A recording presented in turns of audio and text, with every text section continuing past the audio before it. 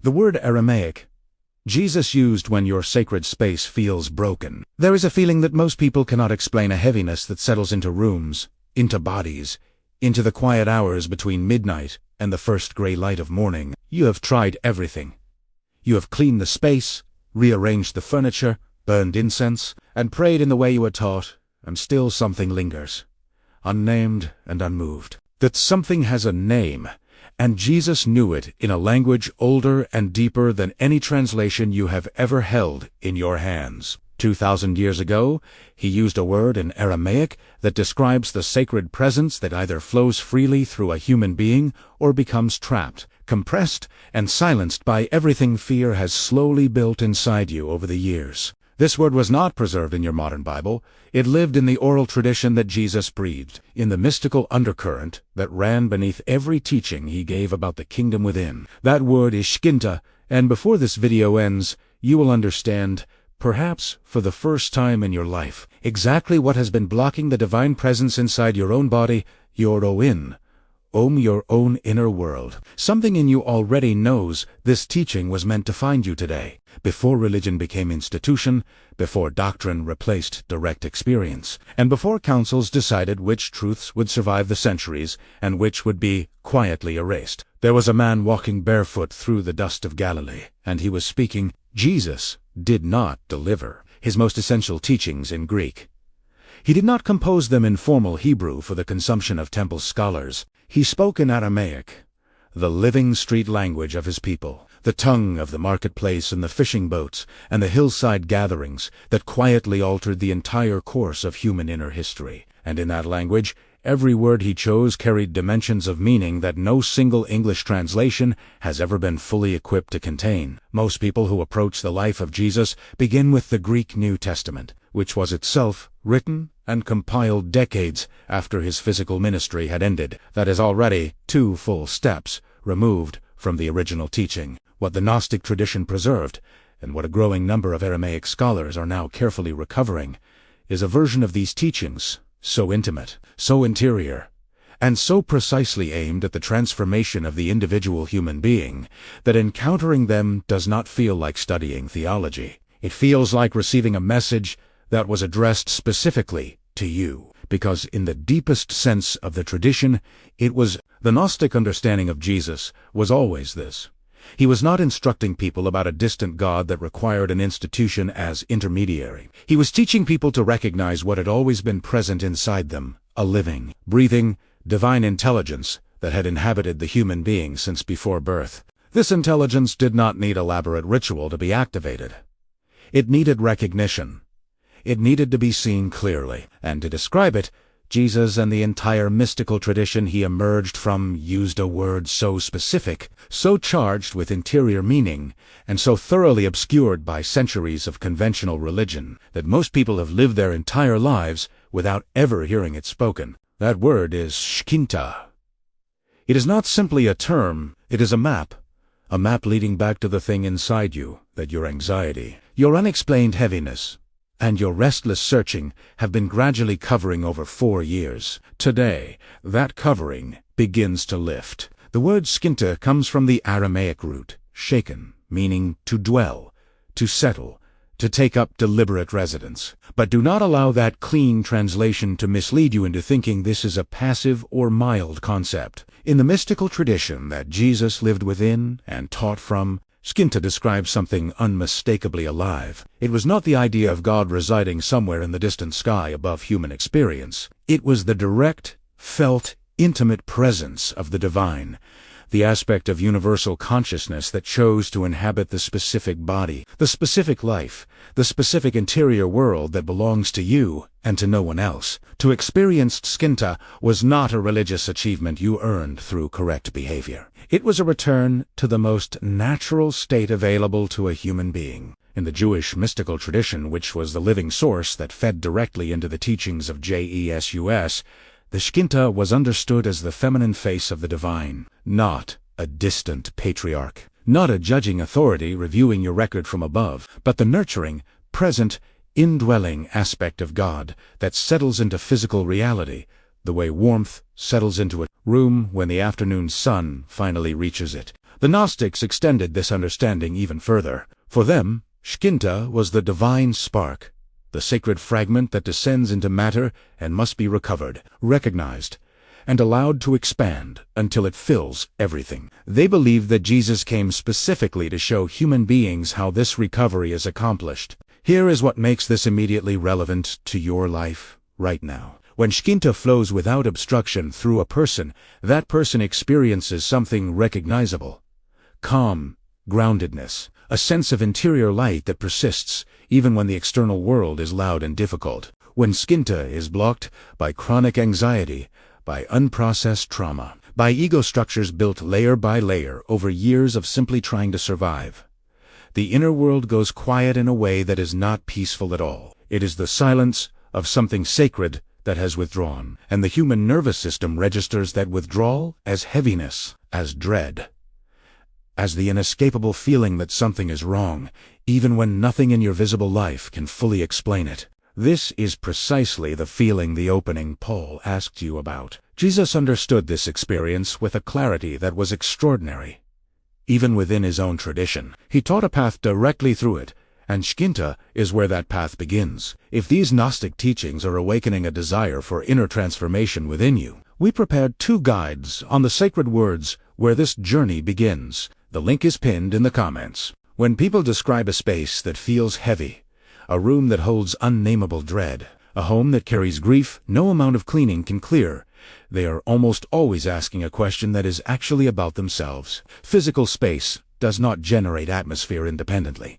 A room is responsive. It reflects, amplifies, and holds the frequency of what lives inside the people who inhabit it. And when the shkinta, the divine indwelling presence, is blocked within a person, the environment around that person begins to carry the echo and weight of that inner obstruction. Jesus understood this dynamic at a level that was radical, even by the standards of his own deeply mystical tradition. When he entered the temple in Jerusalem and drove out the money changers and merchants, every surface reading of that story sees an act of righteous anger directed at religious corruption and commercial exploitation. But the Gnostic reading sees something far more interior, far more personal, and far more urgently relevant to the life of anyone watching this video right now. The temple, in the mystical understanding that Jesus both inherited and transformed, was always a symbol of the human being.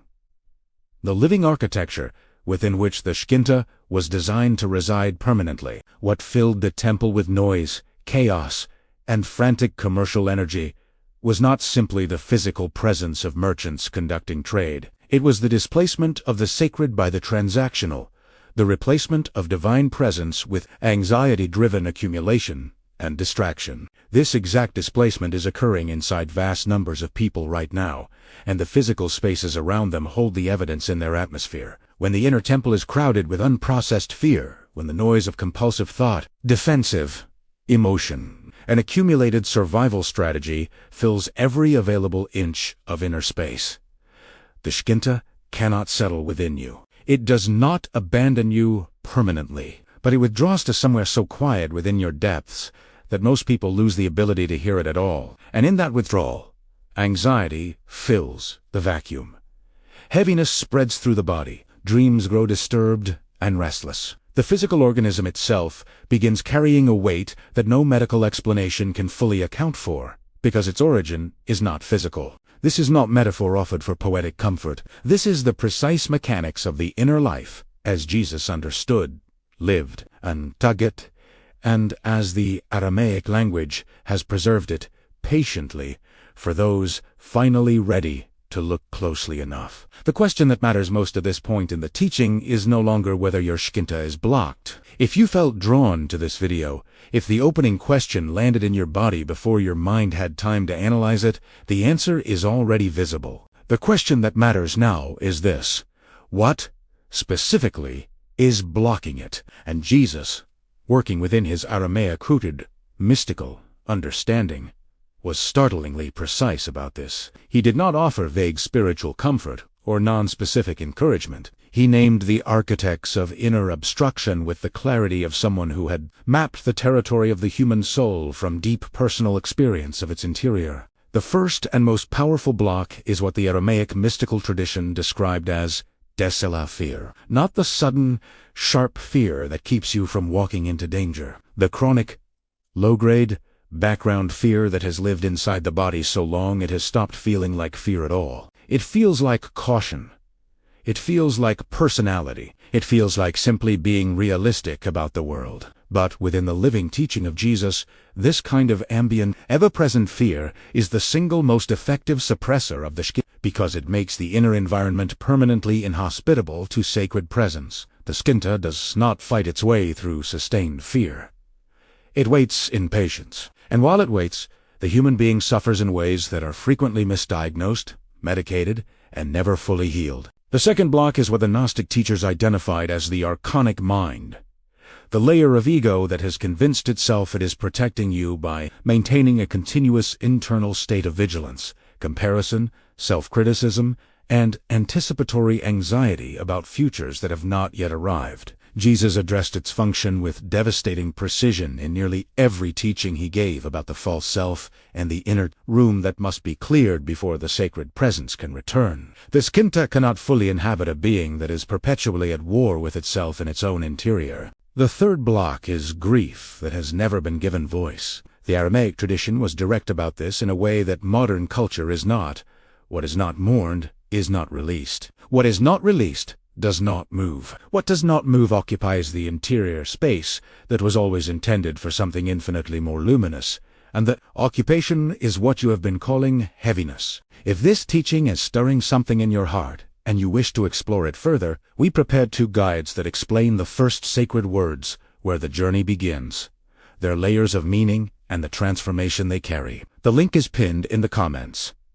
Jesus did not only diagnose the condition of the blocked inner presence, he demonstrated the living remedy, and he demonstrated it primarily through the way he moved through the world, not merely through the doctrines he articulated. In the Aramaic understanding of his ministry, the entire life of Jesus was a sustained, embodied demonstration of what an unobstructed shkinta looks like when it fully inhabits a human being. He moved through environments saturated with suffering without absorbing their frequency. He spoke with an authority that originated not from social position or academic credential, but from the tangible, felt reality of a divine presence that had never been suppressed. He could enter a room full of pain, and the atmosphere would shift, because his shkinta was fully active, fully expressed, and entirely ungoverned by the chronic fear that diminishes most human lives. The Gnostic tradition preserved a set of interior practices for recovering this state from within oneself. They are not elaborate.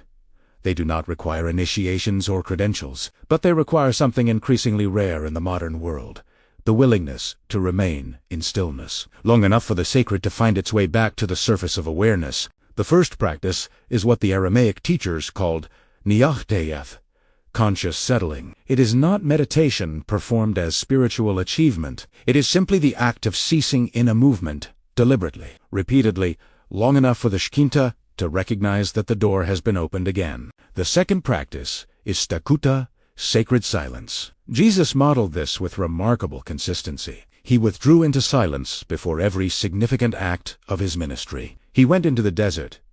He climbed the mountain before dawn. He remained alone through the night, before decisions that would change everything. Not because the divine speaks more loudly in empty places, but because the noise that covers the shkinta is louder in the crowd. True silence is not the absence of sound. It is the creation of interior space, and space is where the shkinta breathes freely again. The third practice, and the most penetrating of all, is what the Gnostics called gnosis denopsia, honest, unflinching. Jesus returned to this in the architecture of nearly every parable. See what lives inside you. Name it without flinching and without judgment. The shkinta does not retreat from what you are willing to know about yourself. It only withdraws from what you are still refusing to see. Everything this teaching has moved through points toward a single, quiet, extraordinarily important truth: the heaviness you have carried in your body, in your home, in the hours of your life that seem darker than they should be, is not a sign of failure. It is not evidence that something in you is spiritually broken or unworthy of the sacred. It is the signal of a presence waiting the shkinta, the divine indwelling that Jesus and the entire mystical tradition he breathed within understood as your deepest and most unassailable birthright. The teaching of Jesus, in its Aramaic depth, was never primarily about the management of belief. It was an invitation into direct experience, into the felt reality of a sacred presence that has been inhabiting you since before the world gave you a name for what you are. This shkinta has been there in every moment of unexpected calm that arrived without explanation. In the quality of light, at a certain hour when something in you recognized something in the world and, for one unguarded instant, the heaviness lifted. In the silence just before sleep, when the mind finally releases its grip and you felt, briefly, like yourself again. That feeling has always had a name: Jesus Neo Italiano. Now, so do you. The path to clearing your inner temple, to restoring the house of your being to the sacred function it was always designed to hold, begins not with effort, but with this single recognition: you do not need to earn the shkinta. You need only to remember that you never truly lost it. Visit Divine Light Academy, my site dedicated to bridging ancient spirituality and modern living. There you will find my guides and a deep journey into Aramaic, the living language of the masters, designed to help you access states of deep resonance, clarity, and personal revelation. The link is pinned in the comments. Get ready! In the next video, I will reveal more sacred Aramaic words that unlock deeper spiritual understanding. Turn on notifications so you don't miss it. Right now, before you close this video, come to the comments and tell us, what did you feel? What shifted? We read every single response. And if this teaching found you today, subscribe to this channel. Every week, we go deeper into the ancient frequency codes that were always meant to be yours.